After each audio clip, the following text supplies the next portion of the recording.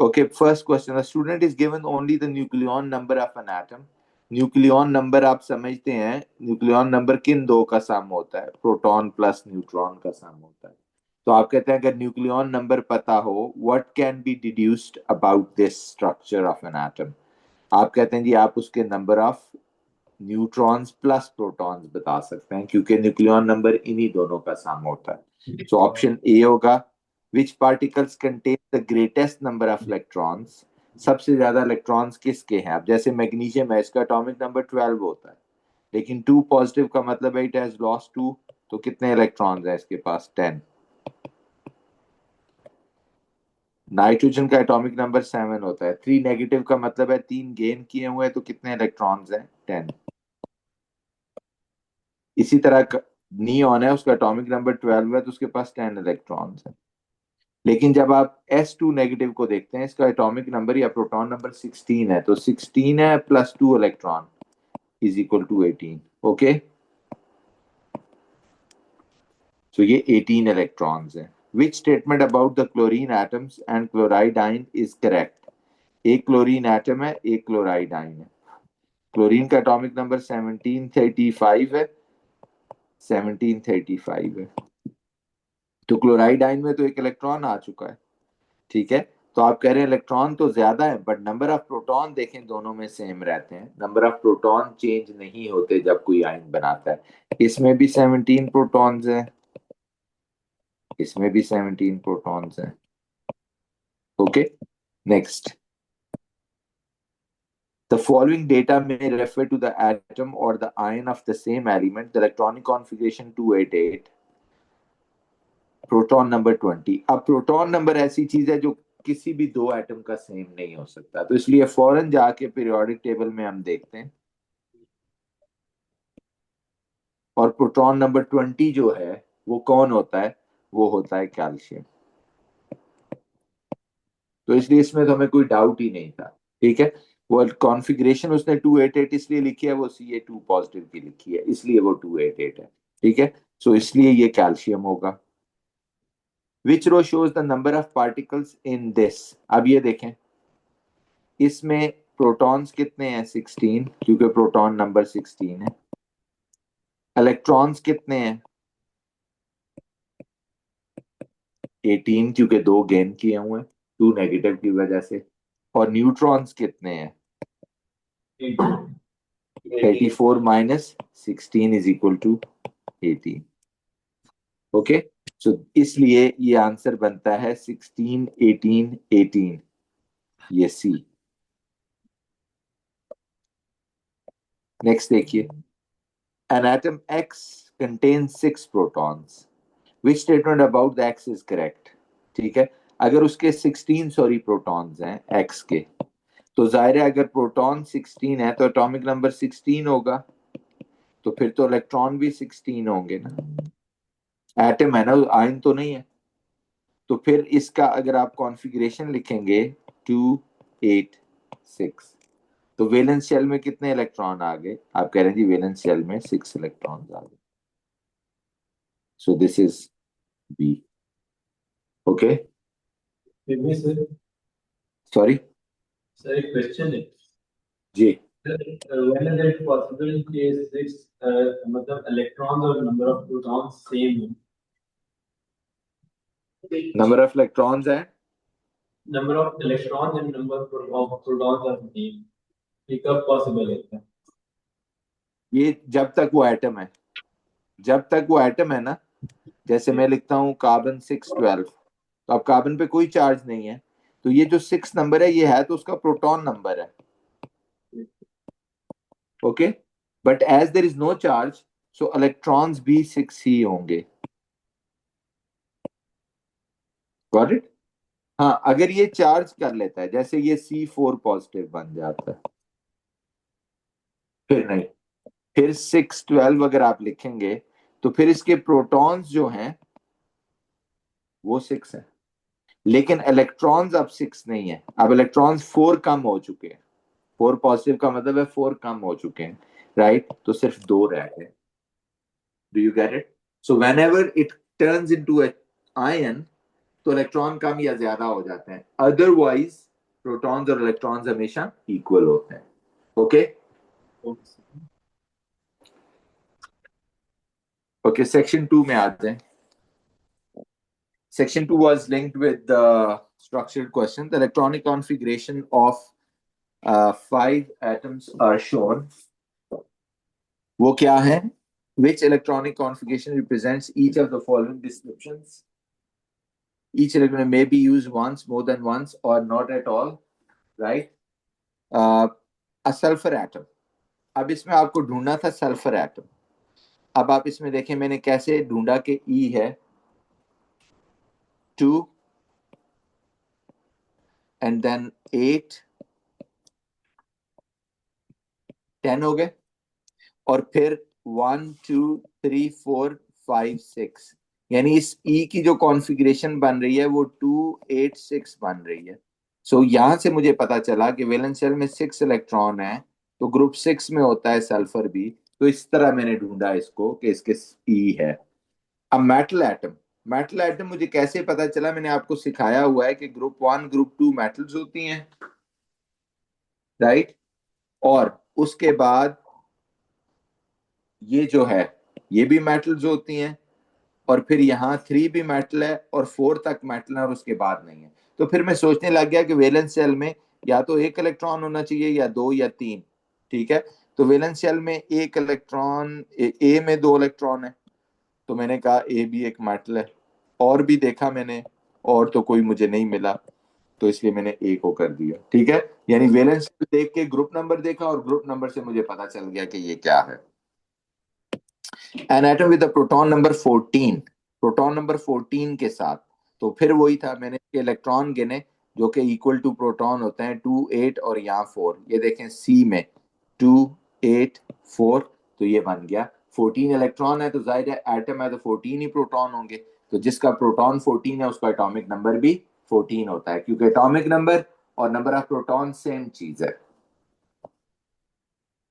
An atom with a noble gas, 3 occupied shells. Noble gas वो होती है जिसके वैलेंस शेल में 8 इलेक्ट्रॉन पूरे होते हैं और 3 शेल्स हों। तो आपने देखा, मैंने इसको देखा इस तरह कि अच्छा ये जो चीज है ये देखिए, इसके वैलेंस शेल में 8 इलेक्ट्रॉन भी हैं और 3 शेल्स भी हैं इसके। तो इस तरह मैंने इसको ढूंढ लिया कि ये नोबल गैस है, B. Atom which form a noble gas electronic configuration when it loses 2 electron. अब उसने कहा है कि 2 इलेक्ट्रॉन लूज करने के बाद नोबल गैस बन जाए, यानी 2 इलेक्ट्रॉन लूज करे और बाकी 8 आ जाए। तो ये मैंने ऐसे निकाला था, देखें ये 2 इलेक्ट्रॉन अगर ये लूज कर दे तो इसका जो नेक्स्ट शेल है वो ये है, उसमें 8 इलेक्ट्रॉन आ गए ना, तो आपने कहा जी ये है। Okay, so on this basis A को मैंने सिलेक्ट कर लिया, right? So this is how we look at this. जी पूछें। सर इसका आंसर डी क्यों नहीं हो सकता? इसका आंसर ये है कि लूजेस 2 इलेक्ट्रॉन। अब डी में देख लेते हैं, अगर 2 इलेक्ट्रॉन लूज कर दें, ये 2 इलेक्ट्रॉन, तो वैलेंस शेल में कितने इलेक्ट्रॉन हो जाएंगे जिनको मैं रेड मार्क कर रहा हूं? गिने जरा। तो नोबल गैस में कितने होने चाहिए? हीलियम के अलावा 8 होने चाहिए ना। तो आपने शायद उसको गौर से नहीं पढ़ा, ऑन लूजिंग 2 इलेक्ट्रॉन। हाँ, अगर वो लूजिंग 2 इलेक्ट्रॉन ना कहता तो yes it was a like a noble gas. Okay, अभी ये नोबल गैस की तरह है। अगर मैं इलेक्ट्रॉन लूज ना कराऊं, ये सारे काउंट करें तो हम कहते हैं ये देखो 8 है। अभी तो ये नोबल गैस है, लेकिन ऑन लूजिंग 2 इलेक्ट्रॉन नहीं रहती। Okay, next. What is the meaning of term isotopes? ये तो बहुत सिंपल था, same proton different neutrons, same nucleon number, same proton number different nucleon number. कोई से भी दो एटम्स जिनमें इधर देखें ये क्लोरीन है ये क्लोरीन है, दोनों का अगर एक का 35 है और एक का 37 है, ओके, तो आप कहते हैं जी ये आइसोटोप्स, राइट?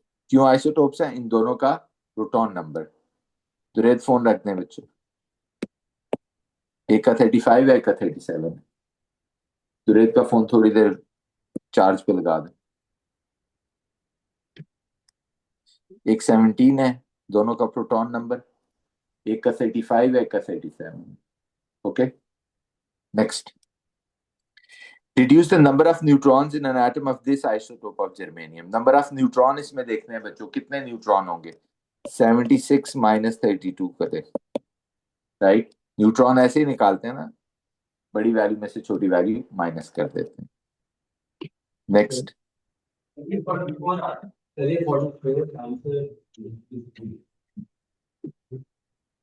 जी आंसर 44 है। एक मिनट ठहरे, मैं चेक कर लेता हूँ।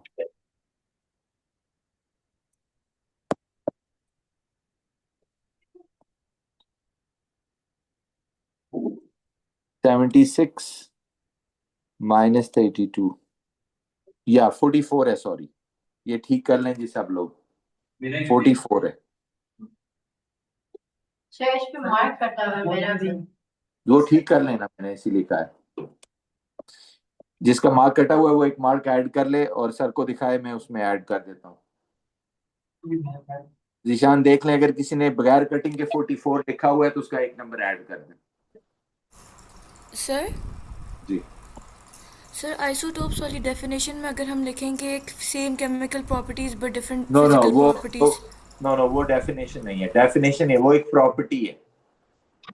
ओके वो एक प्रॉपर्टी है। डेफिनेशन में आपको यही लिखना है, सेम प्रोटॉन डिफरेंट न्यूट्रॉन्स, या आप ये लिख सकते हैं कि same proton number different neutron nucleon number या एटॉमिक मास। वो एक प्रॉपर्टी है, क्योंकि केमिकल प्रॉपर्टी सेम रहती हैं और फिजिकल डिफरेंट हो जाती हैं because of same number of electron. ये सर को दिखा दें अगर किसी का 44 है तो। Okay next. Which particle has 18 protons? 18 protons, इधर देखो बच्चे। अब ये NH4 पॉजिटिव है, इसमें दो चीजें हैं, एक नाइट्रोजन है और एक हाइड्रोजन है, लेकिन 4 है। एक नाइट्रोजन का एटॉमिक नंबर होता है 7 और एक हाइड्रोजन का एटॉमिक नंबर होता है 1। सो इसका मतलब है नाइट्रोजन के 7 इलेक्ट्रॉन प्लस हाइड्रोजन के 1 टाइम 4 कितने बन गए? What is the total number of protons in this?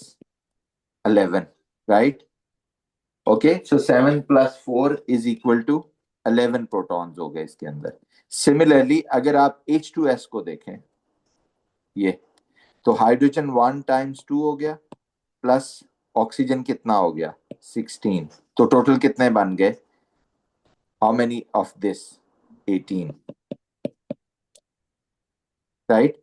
So protons, not this one, sorry again, ये वाला भी ठीक कर लें। H2S जिसने लिखा हुआ है वो ठीक है, NH4 पॉजिटिव ठीक नहीं है। उसके पास 11 प्रोटॉन्स है और H2 पास 16 है। कैसे 16 निकाला? हाइड्रोजन का 1 होता है ना time proton number, plus sulphur 16 होता है, तो 16 प्लस 2 करेंगे तो 18 आ जाएगा। ओके, तो H2S होगा जिसका answer. Which particle is an ion that contains only 10 electrons? अब देखें 10 इलेक्ट्रॉन्स किसके पास हैं, वो इधर लिखना था, ऊपर लिखा गया 10 इलेक्ट्रॉन्स। इधर देखो, नाइट्रोजन का एटॉमिक नंबर होता है 7 प्लस हाइड्रोजन का एटॉमिक नंबर होता है 1 टाइम 4, तो टोटल बन गया 11। लेकिन क्योंकि 1 पॉजिटिव चार्ज है, दैट इंडिकेट्स कि दे हैव लॉस्ट 1 इलेक्ट्रॉन, तो इसका मतलब है टोटल इलेक्ट्रॉन्स कितने रह गए? 10। So that is the answer is NH4 positive. So nitrogen के 7 इलेक्ट्रॉन प्लस हाइड्रोजन के 1 टाइम 4, टोटल 11 हो गए, बट पॉजिटिव चार्ज की वजह से एक इलेक्ट्रॉन माइनस किया, तो left over 10 electrons. Got it? अभी आपको दे रहा हूं जस्ट नाउ, अभी अपने नोटबुक पे जरा इन दोनों के मुझे इलेक्ट्रॉन्स और प्रोटॉन्स निकाल के बताएं। Please do it right now बच्चों। जस्ट वांट टू चेक कि नंबर ऑफ इलेक्ट्रॉन प्रोटॉन आप एक से ज्यादा आइटम्स के निकाल सकते हैं या नहीं। दोनों निकालने हैं, क्या? Electrons and protons. CH4 के प्रोटॉन्स बताने हैं, पीरियोडिक टेबल आप यूज कर सकते हैं, और इलेक्ट्रॉन्स बताने हैं। पहले इसके बताएं ना, फिर मैं दूसरा बताता हूं। न्यूट्रॉन्स नहीं बताने, ओनली इलेक्ट्रॉन्स एंड प्रोटॉन्स बताने हैं।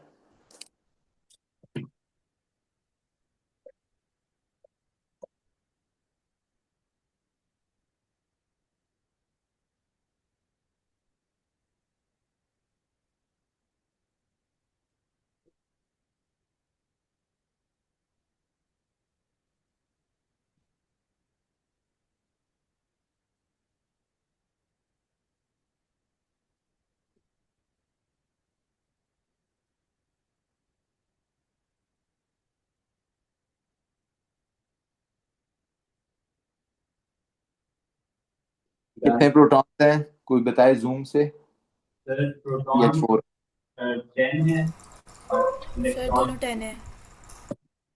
ओके। कार्बन का एटॉमिक नंबर होता है 6, हाइड्रोजन का एटॉमिक नंबर होता है 1। तो 6 प्रोटॉन तो कार्बन से आएंगे और 1 हाइड्रोजन से आएगा, लेकिन क्योंकि 4 हैं तो मल्टीप्लाइड बाय 4 किया तो 10 हो गए। और इलेक्ट्रॉन्स क्योंकि बराबर ही होंगे, क्योंकि कोई लॉस एंड गेन नहीं है, तो 10 हो गए। ओके राइट, ये सही है जी। किसी को यहाँ सवाल पूछना है तो पूछें। अब इसके बताइए MnO4 नेगेटिव के जी, प्रोटॉन्स भी बताने हैं और इलेक्ट्रॉन्स भी।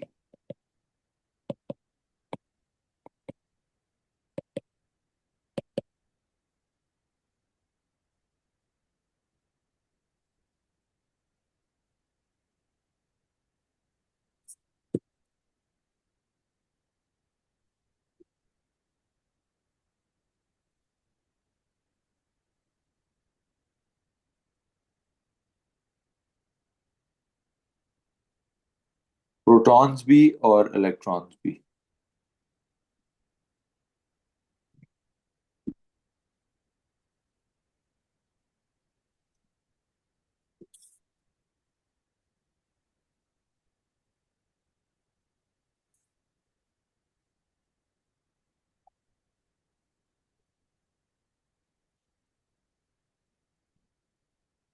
जी कोई बताएगा कितने हैं? There 74 protons and 73 electrons. Negative charge है, इलेक्ट्रॉन्स ज्यादा नहीं होने चाहिए? सर 58 इलेक्ट्रॉन्स है और 57 प्रोटॉन। 57 प्रोटॉन। मैंगनीज का कोई एटॉमिक नंबर बताए मुझे, कितना होता है? 25। ना, मैंगनीज का एटॉमिक नंबर, यहाँ शायद आप गलती कर रहे हैं। एटॉमिक नंबर छोटी वैल्यू होती है। 25। यस, एक 25 है और दूसरी वैल्यू क्या है इसके साथ जो लिखी हुई पीरियोडिक टेबल में? 55। सॉरी 55। 55। तो आपको 25 यूज करना है ना। प्रोटॉन्स हो गए 25 प्लस मैंगनीज से। ऑक्सीजन का एटॉमिक नंबर होता है 8 और 16, दो वैल्यू लगी होती हैं, तो 8 हो गया proton number times 4 57। Plus 1 electron, 1 negative charge भी तो है इसके ऊपर, तो वो मुझे बता रहा है इसका एक 75. इलेक्ट्रॉन और भी है। अब टोटल करो। सर ये प्रोटॉन जो है प्रोटॉन्स में तो सॉरी, हाँ माय अपोलॉजीज। अब अगर आप इसको टोटल करते हो तो कितना आता है? 57। Sorry 25 plus 32 57। 57। अब जब इलेक्ट्रॉन निकाले हो तो यही सारा कुछ करना है ना, लेकिन उसमें क्या करना है, एक प्लस कर देना है। आपने कहा यार एक नेगेटिव है तो एक मैं इसमें ऐड कर दूंगा, तो वो कितना हो जाएगा answer? 58, right? So that is how you look at this. So is it clear now? Right, next. ये देखें, which particle has only 20 protons in its nucleus? तो वो तो वही होगा जिसका एटॉमिक नंबर 20 होगा। 20 प्रोटॉन्स इन इट्स न्यूक्लियस की बात हो रही है, तो इसका मतलब इसका एटॉमिक नंबर 20 होना चाहिए। तो वो है हमारे पास एक ही है, दैट इज कैल्शियम। कैल्शियम ही है ना? या कैल्शियम ही है। तो ये है जी कैल्शियम, क्योंकि इसके 20 प्रोटॉन्स है। प्रोटॉन्स तो आपको पता है कभी चेंज नहीं होते, वो तो जो एटॉमिक नंबर जिसका 20 होगा उसी के 20 होंगे। Which particle has a nucleon number of 35? अब ये जो कंफ्यूज नहीं होना, न्यूक्लियन नंबर में दोनों होते हैं, आपको पता है ना, proton plus neutron.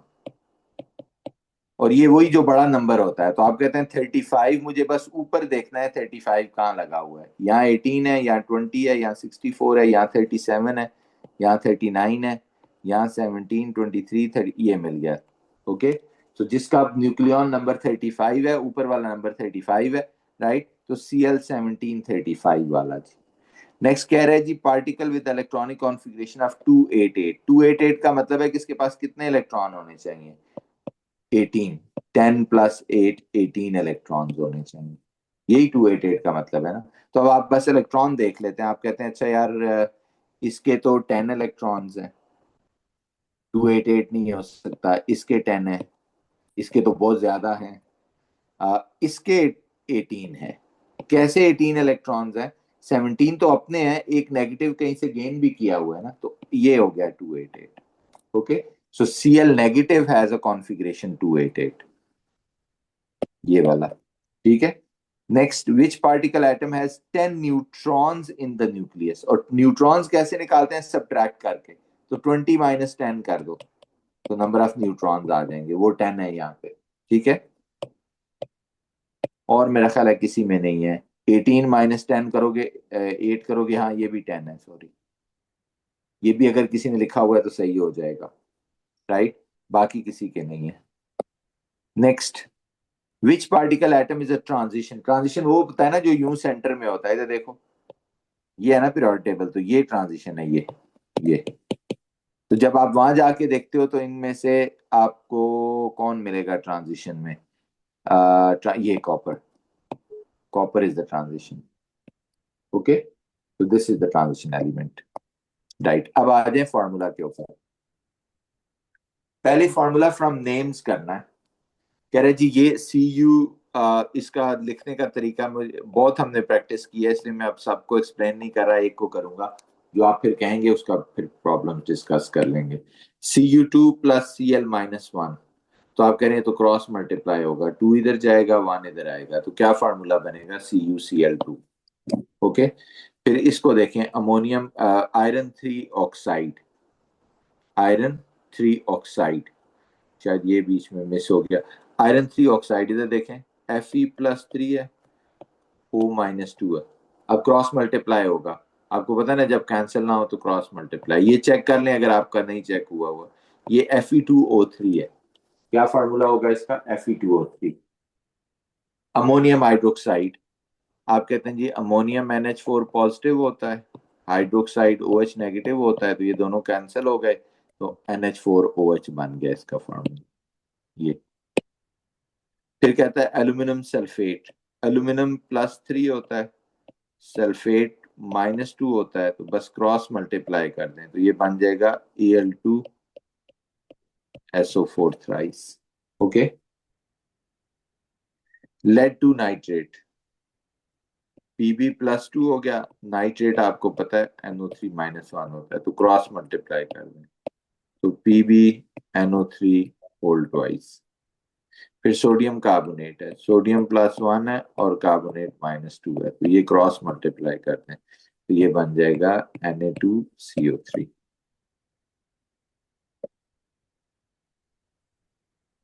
Na2CO3, PbNO3 whole twice, Al2SO4 thrice, ammonium hydroxide NH4OH, FeCl, Fe2O3, ये Fe2O3 था, ये भी करेक्ट कर लें अगर किसी का इनकरेक्ट हुआ है।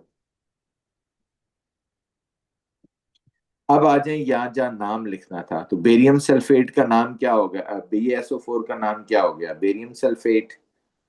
This is barium chloride, this is boron nitrate, this is aluminium sulphate, and this is sodium hydrogen sulphate. ये NaHSO4 क्या है? Sodium hydrogen sulphate.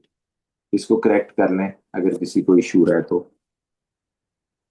इसमें आपको इसका फॉर्मूला निकालना था, ये आपको सिखाया हुआ है। कैल्शियम 40 होता है, प्लस सल्फर 16 होता है, प्लस ऑक्सीजन सल्फर सॉरी 32 होता है, ऑक्सीजन 16 टाइम 4 होता है, प्लस 7 टाइम्स 18, वाटर का 18 था तो 7 टाइम्स 18 करना है।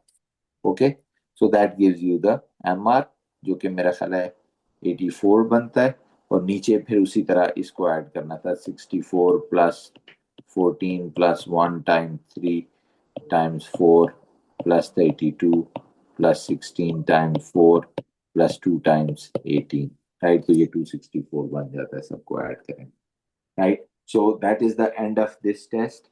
अब इसमें कोई क्वेश्चन है तो आप पूछ लीजिए। आपने देख लिया, इसमें स्ट्रेट फॉरवर्ड था, बस आप जितनी ज़्यादा प्रैक्टिस करेंगे वो होगा। अब जो आपको वर्कशीट्स मैंने दी हुई हैं ग्रुप पे, मैं आज दोबारा अपडेट कर रहा हूँ उनको, आपको बच्चे वो दोबारा सॉल्व करके लानी है, क्योंकि आप वर्कशीट करेंगे तो बात बनेगी, अगर आप वर्कशीट नहीं करेंगे तो ये सारा मामला नहीं चलेगा। ठीक है, सो अब थोड़ा थोड़ा हम होमवर्क के ऊपर भी फोकस किया करेंगे। आपका एक होमवर्क का रिकॉर्ड भी हम बना रहे हैं कि कौन किसने जमा कराया। आज मैं ग्रुप पे भी बता देता हूँ कि क्या क्या आएगा आपका होमवर्क के लिए। मंडे के लिए दूंगा। अब आ जाते हैं इसके ऊपर जो कल मैंने आपको शीट भेजी थी।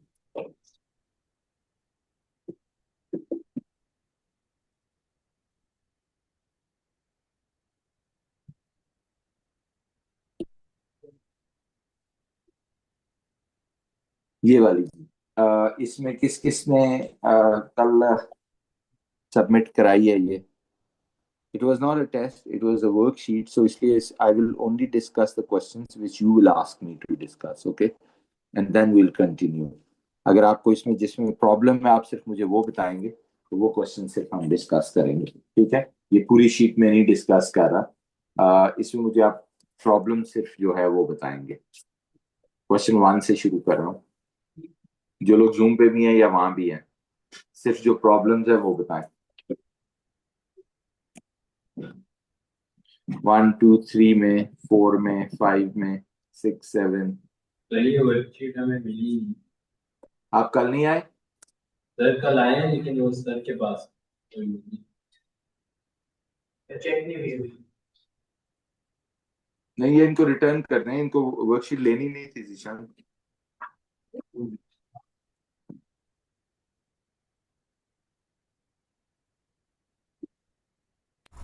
Sir, ji, can we discuss question number 2? MCQ Yes, MCQ 2. MCQ 2.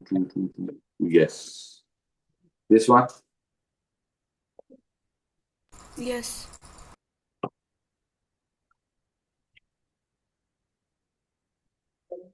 Okay, which statements are correct? The volume of gas at a constant pressure increases as the temperature increases. देखें, ये गैस है, आपने इसको heat किया। Yes, जब आप heat करेंगे gas के पार्टिकल्स एक्सपैंड करेंगे, they are gonna go out away. Okay, volume of gas at a constant pressure increases as the temperature increases. This is a correct statement. यही चीज यूं हो जाएगी, लेट्स से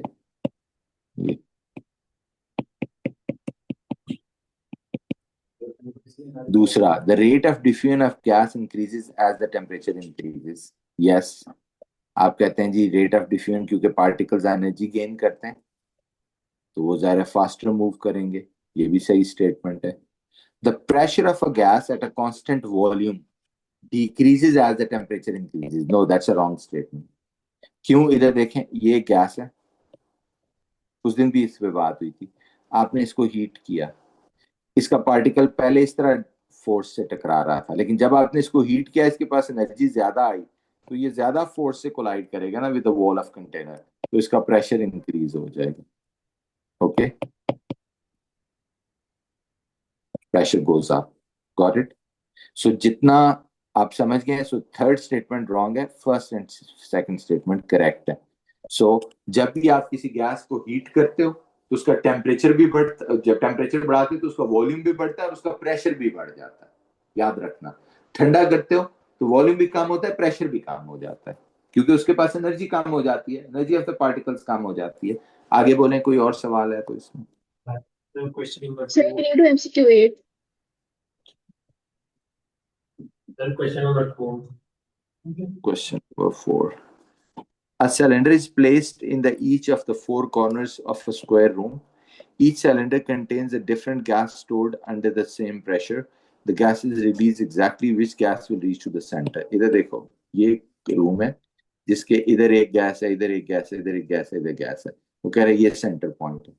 तो रेट ऑफ डिफ्यूजन की बात हो रही है, कौन सी गैस है जो जल्दी डिफ्यूज करके यहाँ आ जाएगी, राइट? तो देखें जरा, what is the gas that comes early? तो इसका MR निकालना होगा। 14 plus 1 times 3 is equal to 17।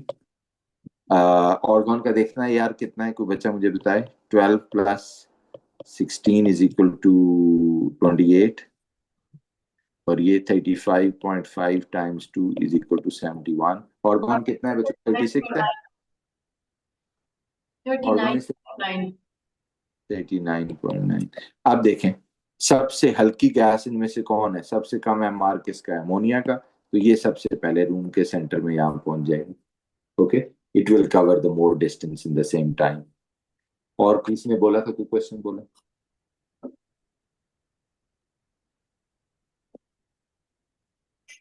Eight बोला था किसी ने बोला और कोई क्वेश्चन?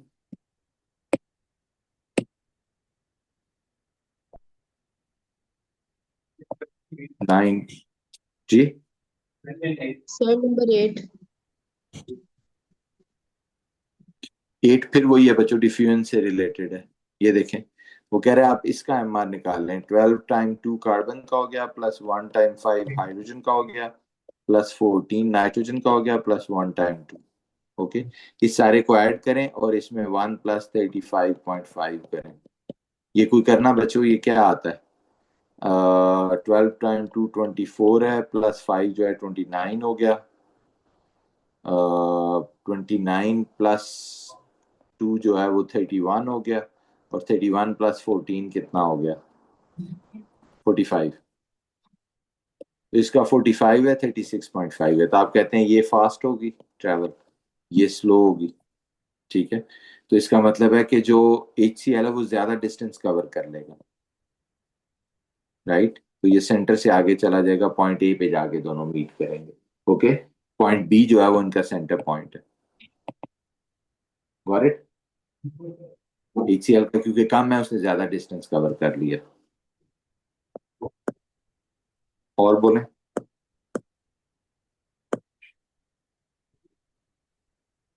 बाकी तो स्ट्रेट फॉरवर्ड था। ये अरेंजमेंट, मूवमेंट, ये सारी चीजें देखें, और किस टेम्परेचर पे क्या स्टेट होती है, ये सारी चीजें बड़ी इंपॉर्टेंट है। Number 10. कोई सवाल पूछे जी? Question number 10 is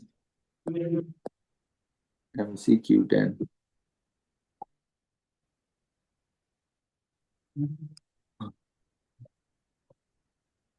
While the bromine placed in a tabletop at one side of the room, the smell of the bromine can eventually be detected at the other side of the room. What part of this explanation?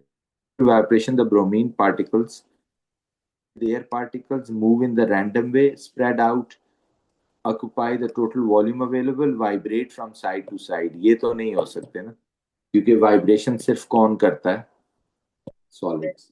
अगर एक gas है वो travel कर रही है तो वो नहीं हो सकता, which is not the part of the explanation. तो आप कहते हैं ये D is not the part of explanation because this belongs to solids only. Okay, अब बच्चे सुन लें, मैं आपको दिखा देता हूँ। ये हमारे जो ग्रुप है व्हाट्सएप का, ये वाला जो ग्रुप है, जस्ट 1 मिनट जी, इसमें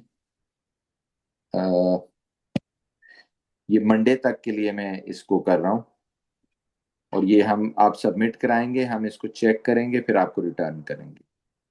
ओके, सो आपने, लेट मी शो यू, मैं टैग करने लगा हूँ।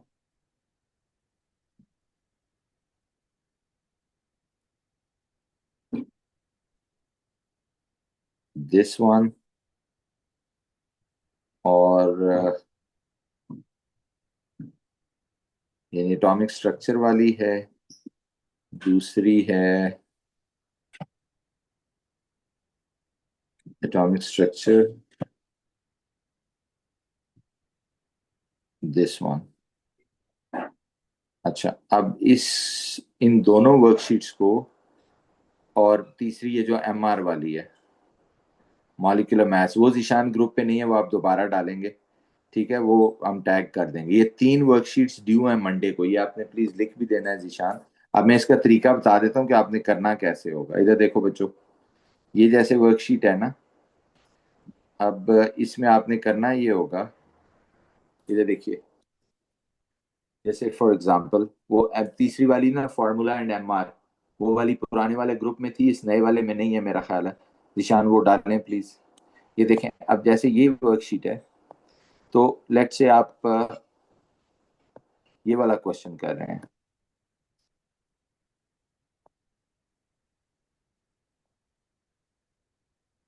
ये जैसे which particle has electronic configuration 288, तो आपने सिर्फ इसमें ये आंसर नहीं बता देना जैसे सी है या बी है, आपने इसकी वर्किंग भी शो करनी है। आपने बताना है ऑर्गन का एटॉमिक नंबर लेट से अगर 18 है, फिर इसका एटॉमिक, इसलिए इसकी कॉन्फ़िगरेशन 288 है। एल्यूमिनियम का एटॉमिक नंबर 13 है, लेकिन क्योंकि 3 इलेक्ट्रॉन लॉस हुए हैं तो 10 इलेक्ट्रॉन्स हैं, तो इसलिए इसकी कॉन्फ़िगरेशन 28 है। समझ आ रही है? फिर इसी तरह सोडियम का आपने बताना है, ये 11 है, तो एक लॉस है तो 10 इलेक्ट्रॉन्स हैं, तो इसकी कॉन्फ़िगरेशन 28 है। तो आपने यानी पूरी पहले वर्किंग करनी है, फिर आंसर चूज करना है। कोई जैसे क्वेश्चन इस तरह का आ जाता है, अब इसमें तो वर्किंग नहीं है, फिर भी आपको एक एक्सप्लेनेशन देनी है। जैसे कहता है has two isotopes, which statement explain why both isotopes have the same chemical properties. तो आपने ये बताना है। अभी बैठ जाओ एक मिनट, इसको बिठाएं जरा एक मिनट, बैठ जाओ बच्चे।